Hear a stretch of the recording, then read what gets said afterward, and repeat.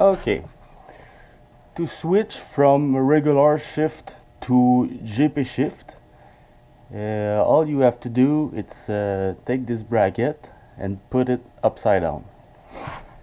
When you are regular, for upshift, see the rod turn counterclockwise, and if you downshift, the rod goes clockwise.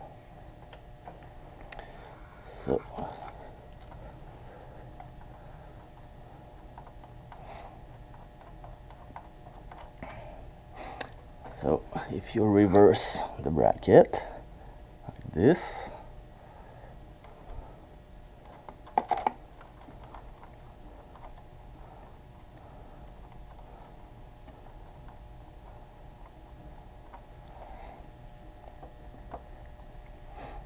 now when you push the shifter down, you upshift because the rod turned counterclockwise, and for downshifting you raise the shifter, and now the rod goes clockwise.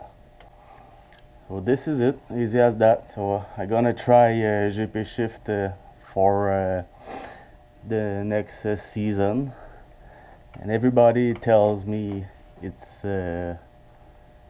way better, it's easier to ride, so we'll see.